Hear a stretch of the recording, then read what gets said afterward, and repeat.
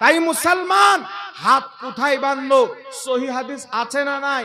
আমিন জোরে বললেন আস্তে। আরে তুমি তোমার বাড়িতে রাখো, বেটা আগে আল্লাহর ব্যাপারে ঈমান ঠিক করো। তোমার ঈমান যদি ঠিক না থাকে, তুমি আস্তে আর জোরে কি মাইকে মুখ লাগিয়ে আমিন বললো তোমার নামাজ হবে না। বলি বাবা, একটা যুক্তি দেওয়া হয়। যুক্তি কি? যুক্তি দেওয়া হয় যে যার আকার নাই তার অস্তিত্ব নাই। এটা হলো কি বাবা? এটা হলো যুক্তি। যার আকার নাই তার অস্তিত্ব নাই, এটা হলো যুক্তি। এখন বলেন তো বাবা, হাওয়ার আকার কেমন দেখেছেন? এই হাওয়ার আকার দেখেছেন? তাহলে যে জাহিল যুক্তি দেয় যে যার আকার নাই তার অস্তিত্ব নাই। আচ্ছা আপনারা বলেন তো, আপনি একটা চিনি খেলেন, আপনি একটু চিনি খেলেন, তো চিনিটা খেয়ে মিষ্টি লাগলো না খাট্টা লাগলো? চিনি কি হয়? চিনি মিষ্টি হয় না তিতো হয়? তো মিষ্টি যে আছে, মিষ্টি, এই মিষ্টিটার আকার আছে? কথা বলেন, মিষ্টির আকার আছে? আপনাকে একটা চামাটা চড় করে মারেন, যে বলবে যার আকার নাই তার অস্তিত্ব নাই, ওকে একটা চড় মারেন, ও বলবে যে খুব ব্যথা হচ্ছে। এই বেটা ব্যথা হচ্ছে তো দেখা। কথা বুঝতে পেরেছেন? ব্যথা হচ্ছে তো দেখাও। তুমি বলছো যার আকার নাই তার অস্তিত্ব নাই, তো তোমার গালে একটা চড় যদি মারা যায় তখন তো তোমাকে ব্যথা হবে। ব্যথার আকার আছে, তিতোর আকার আছে, মিষ্টির আকার আছে। জোরে বলতে হবে বাবা, আকার আছে। হাওয়ার আকার কেউ বলতে পারবে? তাহলে হাওয়ার অস্তিত্ব আছে না নাই? তিতোর অস্তিত্ব আছে না নাই? মিষ্টির অস্তিত্ব আছে না নাই? একটু জোরে বলেন। ব্যথার অস্তিত্ব আছে না নাই? তেমন ভাবে আমার আল্লাহ তাবারাক ওয়া তাআলা আকার আকৃতি থেকে পাক, কিন্তু আমার আল্লাহর অস্তিত্ব আছে না নাই? এই জোরে বলেন আছে না নাই? তাহলে যেই লামাযহাবী যারা আল্লাহর দেহ প্রমাণ করার জন্য যুক্তি দেয় যে যার আকার আকৃতি নাই তার অস্তিত্ব নাই, যুক্তিটা সঠিক না ভুল? যদি ভুল না বলে তোকে বাজারে ডাকবেন আর একটা পাটাস করে গালে চড় দিবেন, ওকে বলবেন ব্যথা হচ্ছে, বলবে হ্যাঁ, বলে দেখাও। দেখাতে পারবে? তাহলে এদের যুক্তি হচ্ছে জাহেলানা, ঈমান চুরি করার যুক্তি। এখন আপনাকে বলতে চাই শুনেন, আল্লাহর ব্যাপারে কেউ যদি আকার আকৃতি রাখে, যারা আল্লাহর আকার মানে লামাযহাবী, হাত বুকের উপরে বাঁধুক, আমিন জোরে বলুক। আরে যেখানে হাত বাঁধুক না কেন, আল্লাহর যদি দেহ মানে, আল্লাহর যদি আকার মানে, বুকের উপরে নাই, যদি আল্লাহর জান্নাতের পিলারে হাত বাঁধে তবুও নামাজ হবে না। কথা মনে হয় বুঝতে পারেননি? আল্লাহর আকার আকৃতি যদি মানে, আল্লাহর ব্যাপারে আকীদা খারাপ রাখে, হাত বুকের উপরে কোন কথা? সে যদি আরশে আজমের পিলারে হাত বেঁধে নামাজ পড়ে, নামাজ হবে না। কথা বুঝতে পেরেছেন? ও যেখানে হাত বানুক, ওর উপরে নামাজ ফরজই নাই, কারণ আল্লাহর দেহ মানে ও বেটার ঈমানই নাই। কথা বুঝতে পেরেছেন? তাই বিশ্ববিখ্যাত মুহাদ্দিস, সকলের গ্রহণযোগ্য হাওয়ালা অনেক আছেন, জাস্ট একটা হাওয়ালা দিয়ে দিই। সারা পৃথিবীতে যত নিজেকে আহলে হাদিস বলনেওয়ালা আছে তাদের গ্রহণযোগ্য মুহাদ্দিস, দেওবন্দি বলনেওয়ালা আছে তাদের গ্রহণযোগ্য মুহাদ্দিস, আহলে সুন্নাত ওয়াল জামাত সুন্নি মুসলমান বলনেওয়ালা আছে তিনাদেরও গ্রহণযোগ্য মুহাদ্দিস ইমাম নববী রাহমাতুল্লাহ আলাইহি নিজের কিতাব শারহে মুসলিমের মধ্যে লিখতেছেন, লা ইয়াজুজু আলাইহি সুবহানাহু তাআলা তাজাসসুমু, আল্লাহ তাবারাক ওয়া তাআলার ব্যাপারে দেহুর থাকা এটা হচ্ছে অসম্ভব, হতেই পারে না। জোরে বলুন সুবহানাল্লাহ। এ বেটা इसको बात में देना, चलो अभी कोई माला वगैरह मत दो, चलो चलो बात में देना। ইমাম নববী রাহমাতুল্লাহ আলাইহি কি বললেন? আল্লাহর ব্যাপারে দেহ এটা অসম্ভব, হতেই পারে না। কথা বুঝতে পারছেন কি পারেন না বাবা? তাই যারা আল্লাহর ব্যাপারে আকার আকৃতি মানে, দেহবাদী আকীদা রাখে, এরা হচ্ছে পথভ্রষ্ট বিদাতি, আর প্রত্যেক নতুন আকীদা হচ্ছে বিদাতি। ইমামুল ফুকাহা ইমাম ইবনে আবিদিন শামী রাহমাতুল্লাহ আলাইহি ফাতাওয়া শামীর মধ্যে লিখতেছেন, প্রত্যেক নতুন আকীদা হচ্ছে বিদআত, আর প্রত্যেক বিদআত হচ্ছে জাহান্নামে। যারা নতুন আকীদা বানিয়েছে তারা হলো বিদাতি। আমল যদি বিদআত হয় ক্ষমা হতে পারে, আকীদা যদি বিদআত হয় কোনোদিন ক্ষমা হবে না। কথা বুঝতে পেরেছেন কি পারেননি বাবা? এখন প্রশ্ন হলো, হুজুর আল্লাহর যদি আকার আকৃতি না থাকে, নবী পাক আরশে আজমে গিয়ে কাকে দেখলেন? কথা বুঝতে পারছেন বাবা? আল্লাহর যদি আকার আকৃতি না থাকে, তাহলে আল্লাহ পাক আরশে আযমে গিয়ে কাকে দেখলেন? আপনি যুক্তি দিলেন কি, কাউকে যদি একটা থাপ্পড় মারা হয় তাহলে থাপ্পড়টা থেকে ব্যথা হবে, তো ব্যথা তো দেখতে পাওয়া যায় না। চিনি খেলে মিষ্টি লাগবে, মিষ্টি তো দেখতে পাওয়া যায় না। তিতো জিনিস খেলে তিতো লাগবে, তিতো তো দেখতে পাওয়া যায় না। হাওয়া তো দেখতে পাওয়া যায় না। তাহলে নবী পাক আল্লাহকে কি করে দেখলেন? প্রশ্নটা হবে কি হবে না? আপনাকে কেউ প্রশ্ন করতে পারে, আল্লাহর ব্যাপারে আকীদা ঠিক করে নেন। আরে নামাজ পড়নেওয়ালা তোমার আকীদা ঠিক নাই। যার আকীদা ঠিক নাই তার নামাজ নাই। যার ঈমান আকীদা ঠিক আছে, নামাজ তার জন্য ফরজ আছে। ঈমান ঠিক রাখনেওয়ালা নাভির নিচে হাত বেঁধে নামাজ পড়বে, নামাজ হয়ে যাবে। নাভির উপরে হাত বেঁধে নামাজ পড়বে, নামাজ হয়ে যাবে। কিন্তু যেই ব্যক্তির ঈমান নাই, ও নাভির নিচে বাঁধুক, নাভির উপরে বাঁধুক, বুকের উপরে বাঁধুক আর মাথার উপরে বাঁধুক, ও বেটার নামাজই ফরজ নাই। কথা বুঝতে পেরেছেন বাবা? তাহলে নবী পাক আরশে আযমে গেলেন। আল্লাহ পাক যদি নিরাকার থাকে তো দেখলেন কিভাবে? আল্লাহ পাক বলেছেন জান্নাতীরা জান্নাতে আমাকে দেখবে। আল্লাহ পাক জান্নাতীদেরকে জান্নাতে দিদার করাবেন। তো আল্লাহর যদি আকার আকৃতি না থাকে তাহলে আল্লাহ পাক কেমন করে দিদার করাবেন? কেমন করে মানুষ দেখবে? দেখার জন্য তো আকার আকৃতি লাগবে। কিন্তু বিরাদির ইসলাম, এই প্রশ্নের উত্তর জগৎ বিখ্যাত ইমাম, আকীদার ইমাম, ইমাম বাইহাকি আল আসমা ওয়াস সিফাত এই গ্রন্থের মধ্যে দিয়ে দিয়েছেন। কি দিয়েছেন?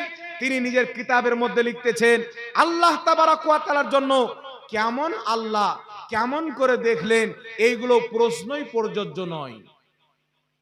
কেমন শব্দটা আল্লাহর জন্য ব্যবহার করাই জায়েজ নাই। আল্লাহকে কেমন দেখলেন প্রশ্ন করাটাই নাজায়েজ। কেমন করে নাজায়েজ?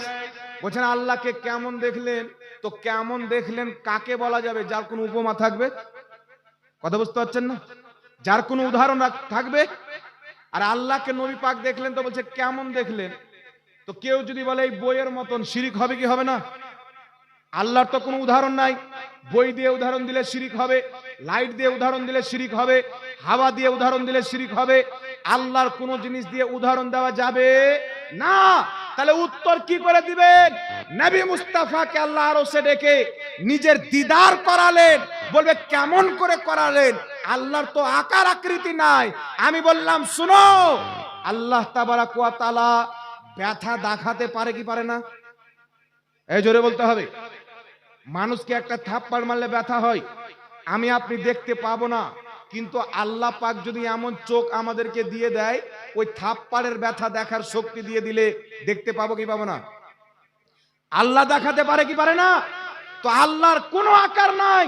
নবী কেমন করে দেখলেন? আল্লাহ যেমন করে দেখালেন আমার নবী তেমন করে দেখলেন। সুবহানাল্লাহ বলেন। জান্নাতে জান্নাতীরা কেমন করে দেখবেন? আল্লাহ যেমন করে দেখাবেন জান্নাতীরা তেমন দেখবেন। তাই বলে আল্লাহর আকার মানা হারাম, আল্লাহর আকার মানা বিদআত। আর কেউ যদি মানুষের মতন হাত পাও চোখ নাক মানে, ওই ব্যক্তি কাফির ও মুরতাদ হয়ে যাবে, মুসলমান থাকতে পারে না। তাই কথা বুঝতে পেরেছেন বাবা? কথা বুঝতে পেরেছেন? একটা আর আপনাকে উদাহরণ দিয়ে দিচ্ছি। ইবলিস যে 6 কোটি বছর ইবাদত করেছিল, তার ইবাদত কবুল হয়েছিল না হয়নি? এই জোরে বলেন।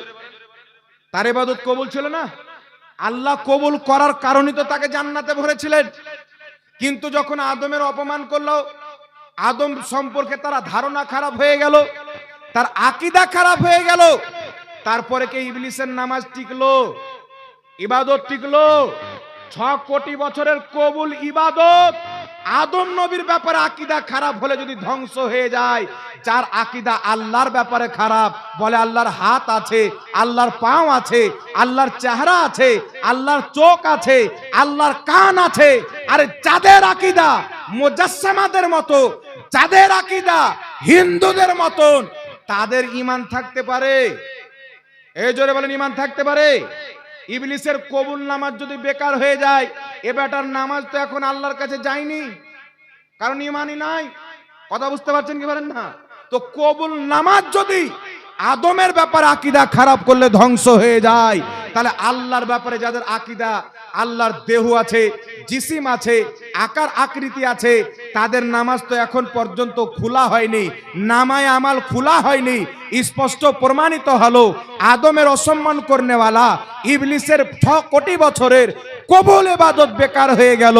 তো যেই ব্যক্তি আল্লাহর ব্যাপারে দেহবাদী আকীদা রাখবে তার 60 বছরের নামাজের কোনো মূল্য থাকতে পারে? এই জোরে বলেন পারে? আর যার আকীদা খারাপ তার পিছে নামাজ হবে? জোরে বলতে হবে নামাজ হবে, তার পিছে নামাজ হবে না। এখন আপনাকে বলি, আপনাদের মসজিদের ইমাম সাহেব, আমি সকালবেলা নাপিতের দোকান গেলাম, দোকান যাওয়ার পরে দাড়িকে এইভাবে ধরে একটু বেশি করে কেটে নিলাম, এতটুকু খোঁজ খোঁজ করে দাড়ি রাখলাম। আপনাদের মাদ্রাসার যোগ্য যোগ্য শিক্ষক আছেন, হাজরাত আছেন, এদিকে হাজরাত আছেন, জিজ্ঞাসা করবেন হুজুর জাহাঙ্গীর মুফতি সাহেব দাড়ি বিড়ি রেখেছে, বাকি কেটে ফেলে দিয়েছে, তার পিছনে নামাজ হবে? তো হুজুরা বলবে কি তার পিছনে নামাজ পড়া হারাম, কারণ সে হচ্ছে ফাসিক, আর ফাসিকের তাজিম করা নাজায়েজ। আর যেই ব্যক্তিকে আপনি ইমাম বানালেন মানে তাকে আপনি সম্মান করলেন, তাহলে ফাসিকের যদি সম্মান করা নাজায়েজ হয়, তাহলে যার আকীদা খারাপ তার সম্মান করা যাবে, তাকে ইমাম বানা যাবে? একটু জোরে বলেন। কিছু লোক বলছে হুজুর ও তো নামাজ পড়ে, আমিও তো নামাজ পড়ি। ওই যে হুজুর নামাজ তো ও সূরা দিয়েই পড়ে, ও তো সাজদা করে, আল্লাহ কি করে আল্লাহু আকবারই বলে, তো নামাজটা পড়ে নিলে কি হবে? বেটা নামাজ তো ইয়াজিদও পড়তো, নামাজ তো হুসেনও পড়তেন। ইয়াজিদি 22,000 জামাতকে বাদ দিয়ে হুসেইনি 72 জনকে নিয়ে জামাত করছেন। এখন হুসেনকে জিজ্ঞাসা করেন, ইয়া হুসেন এই দিকে তো জামাত ভারী, তারাও তো রুকু করে, তারাও তো নামাজে কোরআন তেলাওয়াত করে, তারাও তো উজু করেই নামাজ পড়ে, তারাও তো কোরআনই তেলাওয়াত করে, তো তাদের পিছনে কেন পড়লেন না? ইমামে হুসেন বলবেন, শুনো, নামাজ দেখে যেও না, ঈমান দেখে যাও, আকীদা দেখে যাও। তার আকীদা যদি হুসেন ওয়ালা থাকে তার পিছে নামাজ পড়তে হবে, আকীদা যদি ইয়াজিদ ওয়ালা থাকে তাকে তালাক দিয়ে আসতে হবে। জোরে বলেন সুবহানাল্লাহ। এখন কিছু লোক নাই বাবা ইয়াজিদের গুণগান করে না। বাংলাদেশে কিছু খবিস বেরিয়েছে বলে ইয়াজিদের কোনো দোষ ছিল না, হুসেনের দোষ ছিল। নাউজুবিল্লাহ বলেন, আর জোরে বলেন না নাউজুবিল্লাহ। বলছে ইয়াজিদের কোনো দোষ ছিল না, হুসেনের দোষ ছিল। মুহররমুল হারামের যখন মহিনা আছে, দুনিয়ার মুসলমান নবী এবং আলে নবীর প্রশংসার মাহফিল সাজায়, জিকিরের গুণগানের মাহফিল সাজায় নবী এবং আহলে বাইতের ফজিলত শোনার জন্য, আর এ বেটারা ইয়াজিদকে বাঁচাবার মাহফিল করে। তাহলে চিন্তা করেন এদের ঈমান আছে যে এখন ইমামে হুসেনের বিপক্ষে লড়াই করে, ওই ব্যক্তির পিছনে যারা যাবে কিয়ামতের ময়দানে ইয়াজিদের সাথে দাঁড় হবে। কথা বুঝতে পারছেন বাবা? আমরা কার পিছনে দাঁড়া হব? হুসেনের পিছনে। ইয়াজিদ জান্নাতি না হুসেন জান্নাতি? এই জোরে বলেন জান্নাতি কে? আল হাসান ওয়াল হুসাইন সাইয়্যিদা শাবাবি আহলিল জান্নাহ, জান্নাতি যুবকদের সর্দার হাসান ও হুসেন। শুধু জান্নাতি নয়, জান্নাতি যুবকদের সর্দার। একটু জোরে বলেন সুবহানাল্লাহ। আর একটা কথা আপনাকে বলে দিই শর্টকটে, যারা নিজেকে আহলে হাদিস বলে তিনাদের আকীদা হলো আল্লাহ আরশে বসে আছে। আল্লাহ কি করছে? আরশে বসে আছে। আরশ হচ্ছে আল্লাহর জায়গা। তাই দেখবেন তার একটা গজল বের করেছে, তুমি উপরে থাকো প্রভু, আমরা থাকি জমিনে। আল্লাহকে উপরওয়ালা বলা হারাম। শুধু উপরওয়ালা নিয়তে কেউ যদি বলে নিচেওয়ালা না মনে করে তো ঈমানই থাকবে না। উপরওয়ালা তারা কেন বলে? হিন্দুদের আকীদা হলো ভগবান উপরে থাকে, আমরা ভক্ত জমিনে থাকি। ওরকম কিছু মুসলমানের আকীদা হলো, নামধারী মুসলমান, যে আল্লাহ আরশে বসে আছে, আরশ হচ্ছে আল্লাহর জায়গা, আর আমরা তার বান্দা ভক্ত জমিনে থাকি। তবে ইসলামের আকীদা হলো যেটা সারা আকাইদে নাসাবির মধ্যে স্পষ্ট লেখা আছে, লা ইয়াতামাক্কানু ফি মাকান, আল্লাহর জন্য কোনো জায়গা নাই, আল্লাহ জায়গা থেকে পাক। জায়গা সৃষ্টি না স্রষ্টা বাবা? একটু গুরুত্ব দিয়ে শুনেন আকীদার কথা। জায়গাটা সৃষ্টি না স্রষ্টা? কথা বলেন, সৃষ্টি না? আরশকে কে সৃষ্টি করেছে? কথা বলতে হবে। আরশ কে সৃষ্টি করেছে? জান্নাত কে সৃষ্টি করেছে? আসমান কে সৃষ্টি করেছে? জমিন কে সৃষ্টি করেছে? যেই ব্যক্তি আচ্ছা বলেন তো, যেই ব্যক্তি কম্পিউটারকে সৃষ্টি করেছেন ওই ব্যক্তি কি কম্পিউটারের ভিতর আছে না বাইরে আছে? বাইরে আছে না? তো আল্লাহ তাবারাক ওয়া তাআলা হচ্ছে সৃষ্টির ঊর্ধ্বে। আল্লাহ আরশে বসে আছেন, আরশ হচ্ছে আল্লাহর জায়গা। এটা হচ্ছে কুফরি আকীদা। কেউ যদি আরশকে আল্লাহর মাকান মনে করে ওই ব্যক্তি কাফির, কারণ আল্লাহ হচ্ছে জায়গা থেকে পাক। কোন জায়গা, কোন মাকান আল্লাহকে বিস্ফোরণ করতে পারে না। কুল কায়নাত আল্লাহর সৃষ্টি, আর আল্লাহ হচ্ছে সৃষ্টির ঊর্ধ্বে। কথা বুঝতে পেরেছেন? কথা বুঝে আসছে? কেউ যদি বলে আল্লাহ আরশে বসে আছে, এর আকীদা কোথায় পেল? কোরআন পাক আল্লাহ বলছেন আর রহমানু আলাল আরশে ইস্তাওয়া। রহমান উনি যিনি আরশে ইস্তাওয়া করলেন। ইস্তাওয়া শব্দের অর্থ কি? ইমাম মালিক বলছেন ইস্তাওয়া আমাদের বুঝে আসবে না। আল ইস্তাওয়া গায়রু মাজহুলিন, ইস্তাওয়া হচ্ছে মাজহুল, মানুষের ব্রেনে আসবে না। ওয়াল কাইফু বিহি গায়রু মাকুলিন, আর ওয়ার কাইফিয়াত কি এটাও মানুষ বুঝতে পারবে না। ওয়া সাওয়ালু বিহি বিদআতুন, তার ব্যাপারে প্রশ্ন করা হচ্ছে বিদআত। ওয়া জুহুদু বিহি কাফার, আর যে কোনো ব্যক্তি যদি বলে আল্লাহ আরশে বসে আছে বা আল্লাহ আরশের চেয়ারে বসে আছে, ওই ব্যক্তি কুফরি করলো। তাই ইস্তেওয়া আল্লাহ আরশে করলেন, যেমন তার শানের যোগ্য, এই বলে আল্লাহ আরশে বসে আছেন বা আল্লাহ আরশের চেয়ারে বসে আছেন বা আরশ হচ্ছে আল্লাহর জায়গা, এই ধরনের কেউ যদি আকীদা রাখে ওই ব্যক্তি কাফির, মুসলমান থাকতে পারে না, কারণ আল্লাহর জন্য কোনো জায়গা নাই। কথা বুঝতে পেরেছেন বাবা? আল্লাহ জায়গা থেকে পাক। তাই এই ধরনের কুফরি আকীদা লামাযহাবীদের মধ্যে অ্যাভেলেবেল পাওয়া যায়। দ্বিতীয় নাম্বার চলে আসেন বাবা, নবী পাক সাহিবে লাওলাক সাল্লাল্লাহু আলাইহি ওয়াসাল্লামের মাধ্যমে আমরা আল্লাহ পাকের ঠিকানা পেয়েছি। আচ্ছা বলেন তো বাবা, আল্লাহ কি মিথ্যা বলতে পারে? কথা বলতে হবে। আল্লাহ কি মিথ্যা বলতে পারে? জুলুম করতে পারে, অত্যাচার করতে পারে?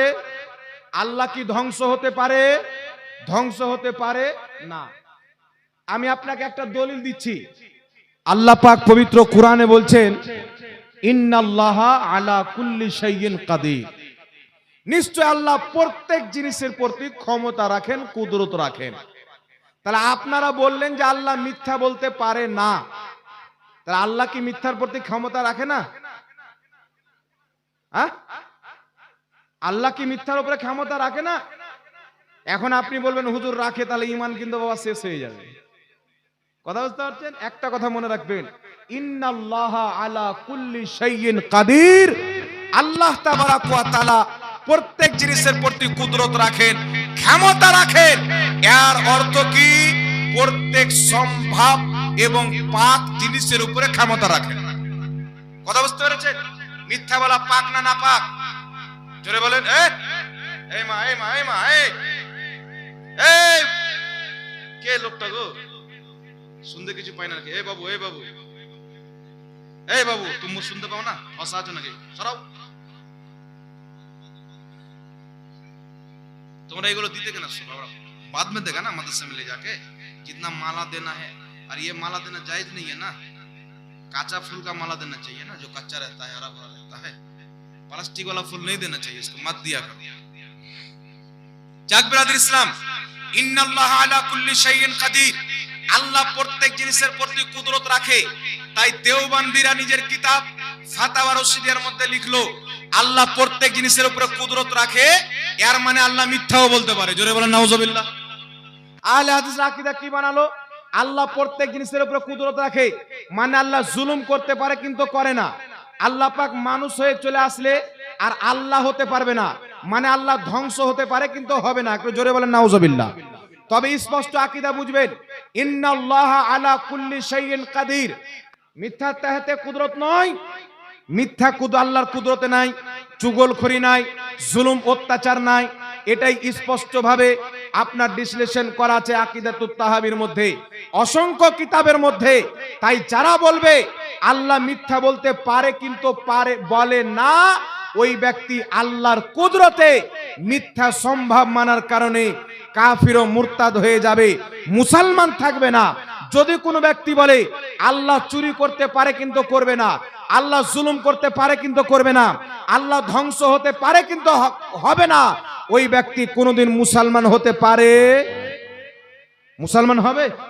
আকীদা কি রাখতে হবে? আল্লাহ প্রত্যেক আইব থেকে পাক। একটু জোরে বলতে হবে সুবহানাল্লাহ। আর একটি আকীদা আপনার সম্মুখে রাসূল সম্পর্কে পেশ করবে। একবার দুরূদ শরীফ পড়েন, আল্লাহুম্মা সাল্লি আলা। জোরে জোরে পড়েন, দুরূদ শরীফ পড়েন। ওয়া আলা আলি সাইয়্যিদিনা মাওলানা মুহাম্মদ সাল্লাল্লাহু তাআলা আলাইহি ওয়া